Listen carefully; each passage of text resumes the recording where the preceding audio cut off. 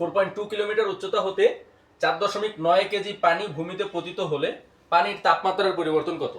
তো এখানে যে মানগুলো দেয়া আছে ওই মানগুলো আগে আমরা একটু লিখে নিই। প্রথমেই বলছে 4.2 কিলোমিটার, তো আমরা বুঝতেছি এটা একটা উচ্চতা বোঝাচ্ছে, that means h equals to 4.2। এবং আমরা যখন ম্যাথগুলো করি তখন আমরা এসআই ইউনিটে ম্যাথগুলো করে থাকি। তো এখানে যখন দৈর্ঘ্যের এককটা আমরা দেখতেছি তখন কিলোমিটারে দেওয়া আছে, যেটা এসআই ইউনিট না। সো আমরা আগে এটাকে এসআই এককে নিয়ে নিই। সো 4.2 কে যদি আমরা 1000 দিয়ে গুণ করি তখন এটা মিটার ইউনিটে চলে আসে, অর্থাৎ 4200 মিটার। এরপর দেওয়া আছে 4.9 কেজি। কেজি হচ্ছে ভরের একক, তো এম এর মান হচ্ছে এখানে 4.9 কেজি।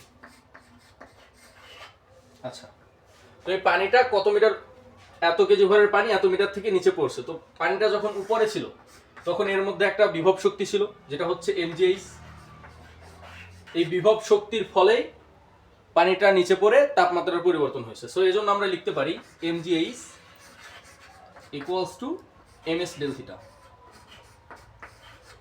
সো s এর মান আমাদের মুখস্থ, s equals to 4.2 into 10 to the power 3 অথবা 4200। মানগুলো এখন বসে দিই। উভয় ক্ষেত্রে যেহেতু m সেম, সো m কাটা যাবে। g এর মান হচ্ছে 9.8, h এর মান হচ্ছে 4200, s এর মান হচ্ছে 4200 ইন্টু ডেল থিটা।